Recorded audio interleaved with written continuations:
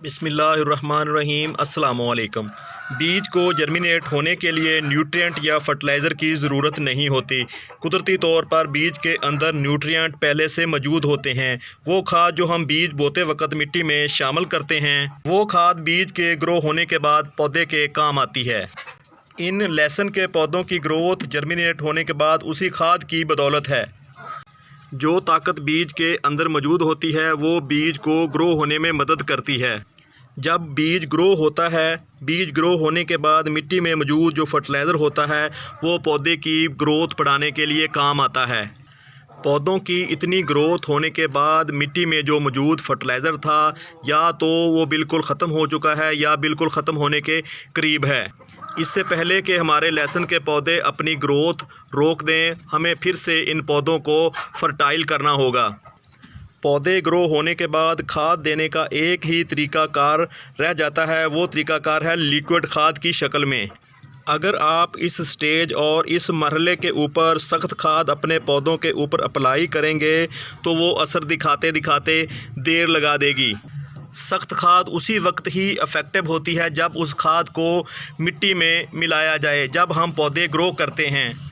अगर हम उस सख्त खाद को अब मिट्टी में शामिल करेंगे बजाय फ़ायदा होने के, तो पौधों को नुकसान भी हो सकता है। उसकी वजह यह होती है कि हमारे पौधे की जो रूट होती हैं वो मिट्टी के अंदर चारों तरफ फैल रही होती हैं। सख्त खाद अगर आप देते हैं तो फिर आपको मिट्टी की गोडी करनी पड़ती है, यानी मिट्टी को नरम करना पड़ता है। अगर मिट्टी नरम करेंगे तो इस एरिया में पौधों की जड़ें होंगी। जब आप किसी भी औजार से मिट्टी को नरम करते हैं तो पौधों की जड़ें मुतासर होना शुरू हो जाती हैं और इस तरह पौधा एक दफ़ा अपनी ग्रोथ रोक लेता है। दूसरी बात यह है कि जब कोई भी आप सख्त खाद देते हैं, अगर आप गोबर की खाद दे रहे हों या फिर आप कोई केमिकल फर्टिलाइज़र दे रहे हों, तो वो डीकम्पोज़ होते होते काफ़ी टाइम लगा देता है। अपना असर दिखाना शुरू करती है तो उस वक्त तक काफ़ी देर हो चुकी होती है। ये बिल्कुल उसी तरह है जैसे हम अपनी बीमारी में कोई टेबलेट खाते हैं तो उसका असर आहिस्ता आहिस्ता होता है, जबकि इसके मुकाबले में अगर आप इंजेक्शन लगाते हैं तो उसका असर फौरी होना शुरू हो जाता है। दोस्तों, अब बात करते हैं कि लहसुन के पौधों को हमें कौन सी खादें देनी चाहिए। ये बहुत ही काबिल गौर बात है। हमने इन लहसुन के पौधों को लीफी वेजिटेबल के तौर पर ग्रो किया है। हमें इस लहसुन के बल्ब की ज़रूरत बिल्कुल नहीं है, हमें सिर्फ़ और सिर्फ इसकी पत्तियाँ चाहिए होंगी। अगर हमें इस लहसुन की गट्ठी की ज़रूरत होती तो फिर हमें और तरह के खाद की ज़रूरत होती। अब हमें सिर्फ़ और सिर्फ इसकी पत्तियों की ज़रूरत है, ऐसी खाद जिसमें नाइट्रोजन की क्वांटिटी ज़्यादा हो। नाइट्रोजन खाद का काम सिर्फ़ और सिर्फ पौधे की ग्रोथ को बढ़ाना होता है, पौधे के ऊपर हरापन लेके आना होता है।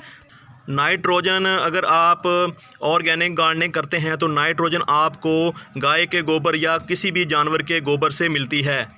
गाय के गोबर में दोस्तों अकेली नाइट्रोजन ही नहीं होती, इसमें दूसरी सारी खादें मौजूद होती हैं, सारे न्यूट्रिएंट मौजूद होते हैं जो किसी पौधे की ग्रोथ के लिए ज़रूरी होते हैं।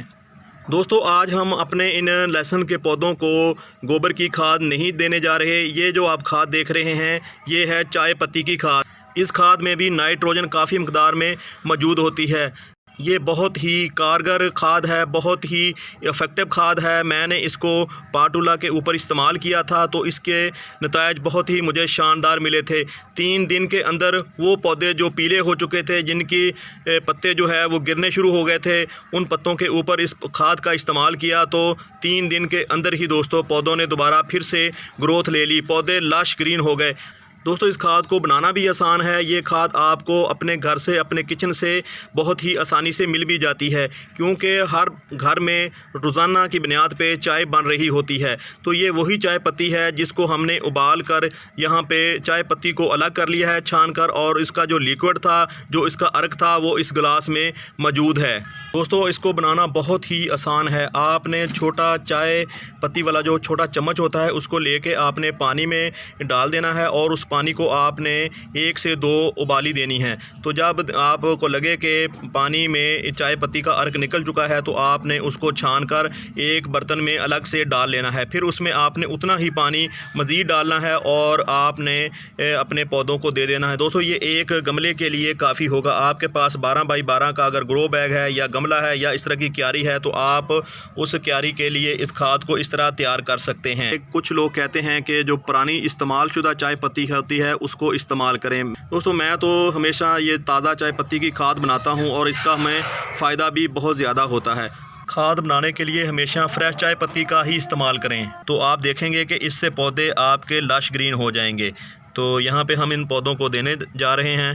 दोस्तों इस फर्टिलाइज़र को आप उन तमाम सब्ज़ियों के ऊपर इस्तेमाल कर सकते हैं जो पत्तियों वाली होती हैं। ख़ासकर यहाँ पे आप देख रहे हैं लहसुन है और यहाँ पे आप पालक देख रहे हैं।